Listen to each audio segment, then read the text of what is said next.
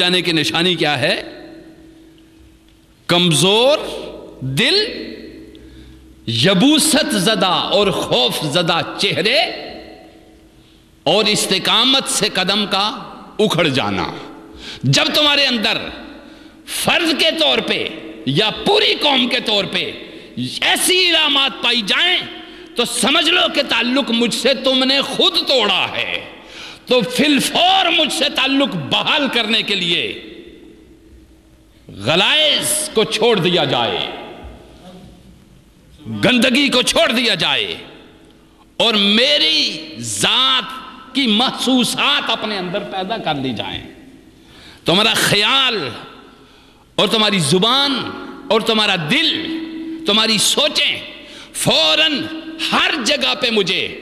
یکجا محسوس کرنے لگ جائیں۔ بس تم جو ہی محسوس کرو گے میں تمہارے پاس پہنچ جاؤں گا۔ پکارنے کی بھی ضرورت نہیں رہتی، مجھے بلانے کی بھی ضرورت۔ تمہیں جب میری ضرورت محسوس ہوتی ہے تو تمہاری محسوسات پہ بھی میں تمہارے پاس پہنچ جاتا ہوں،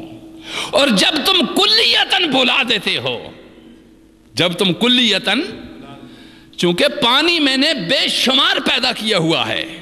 صرف تمہاری پیاس کی ضرورت ہے۔ جو ہی تمہیں پیاس لگتی ہے پانی آ موجود ہوتا ہے، جو ہی تمہیں کھانا بھوک لگتی ہے کھانا آ موجود ہوتا ہے۔ ہم نے تمہارے کھانے کا اتنا تک لحاظ رکھا ہے کہ ایک چھوٹا سا پانی کا نطفہ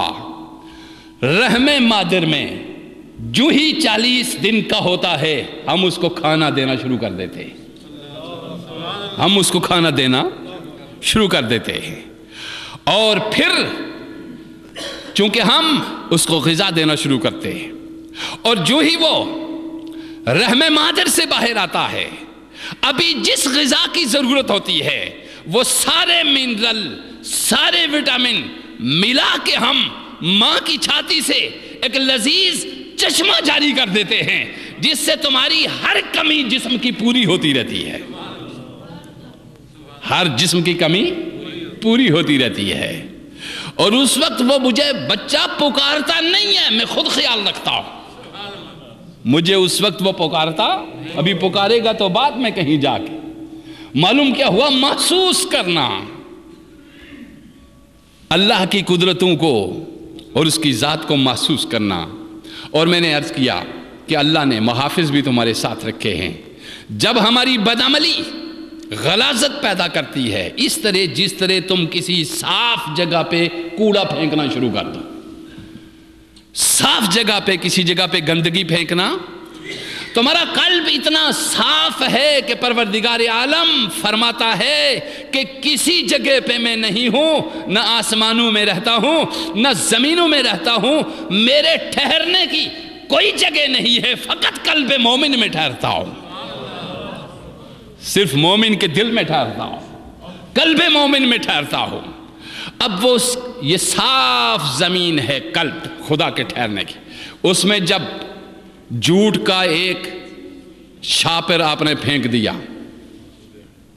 اس میں جب غیبت کا ایک دوسرا کوڑا پھینک دیا، اس میں جب چغلی کا ایک تیسرا کوڑا پھینک دیا، اس میں جب ظلم کا ایک چوتھا تھیلا پھینک دیا، اسی طرح ناانصافی، خود پسندی، تکبر، لوٹ مار، بدکاری، زناکاری، حرامکاری، جب ان کے چوتھے پانچویں یہ دل کوڑا دان بن گیا، اور آپ کو معلوم ہے کہ جہاں کوڑے کا ڈھیر ہو کتنی دور تک کوئی انسان کا بچہ وہاں پہ ٹھہر، یہ ظاہری غلاظت ہے اور یہ باطنی غلاظت ہے۔ جس قدر بدبو اس ظاہری غلاظت کی ہوتی ہے اسی قدر بدبو اس باطنی غلاظت کی بھی ہوتی ہے، اسی قدر بدبو جس طرح تم کوڑے کے ڈھیر، جیسے ہمارے سی ڈی اے والے بزرگ جہاں کوئی انسٹیٹیوشن ہو، یونیورسٹیز ہوں، کالجز ہوں، قبرستان ہو، ایسی جگہ پہ کوڑے کو ڈھیر کرنا شروع کر دیتے تاکہ نہ مستقبل جس کا روشن ہو سکا ہے اس کا مستقبل روشن ہو اور اس کے دماغ میں بدبو بھر جائے، پہلے سے ہی بدبو بھرنا شروع ہو جائے، اور مردے کا کیا حق ہے اب، وہ تو گیا۔ تو کوڑا جہاں پہ بھی پھینٹو، میں ادھر سے گزر رہا تھا ایک دن G11 کی طرف سے، بڑی ہیبت ناک بدبو، ساتھ ہی یونیورسٹیز بھی ہیں، درجنوں آپ کے قومی معمار جہاں تیار ہو رہے ہیں، جہاں پہ مستقبل کے روشن ستارے بن رہے ہیں، اس کے دماغوں کو ابھی سے بدبو سے جب تک معطر نہ کیا جائے، اس وقت تک وہ کل کیسے دماغ روشن کر سکتے۔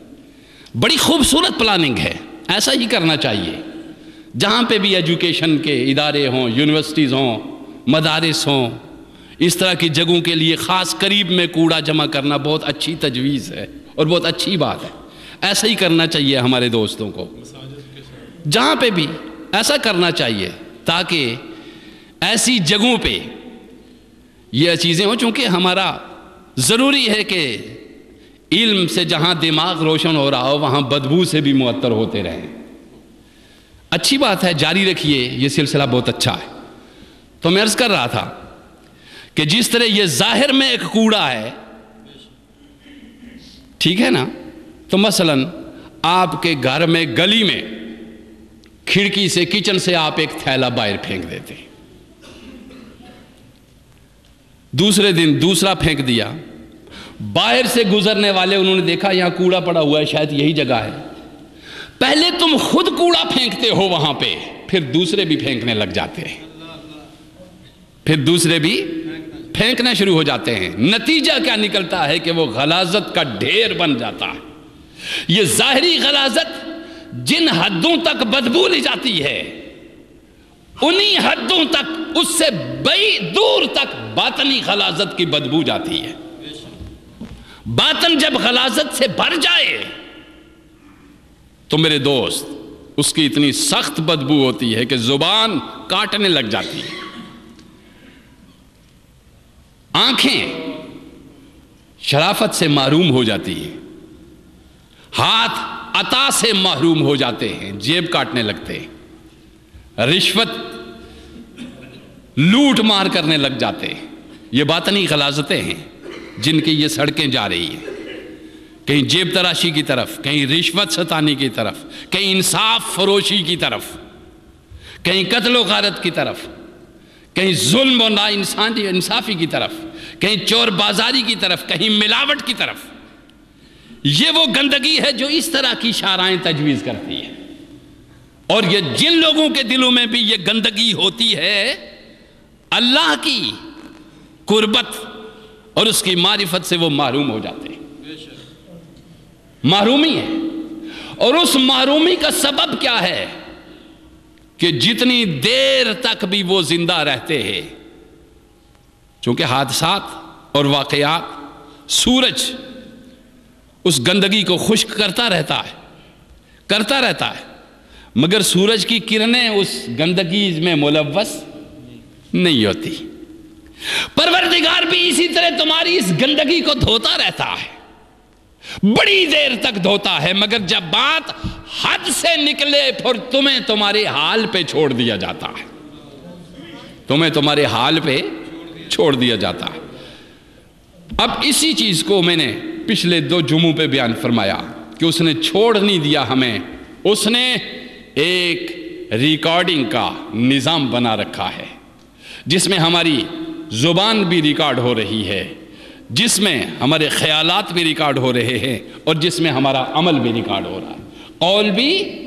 عمل بھی، اور سوچ بھی ریکارڈ ہو رہی ہے۔ جب ہمیں پتہ چل گیا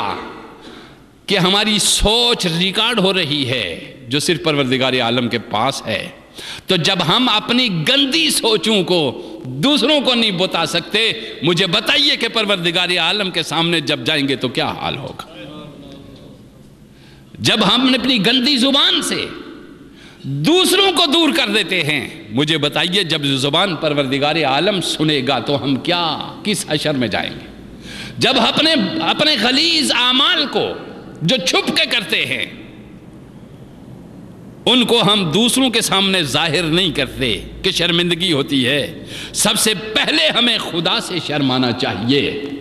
دوسرا تو دیکھ بھی لے گا تو تیرا کیا کر لے گا؟ لیکن وہ قادر مطلق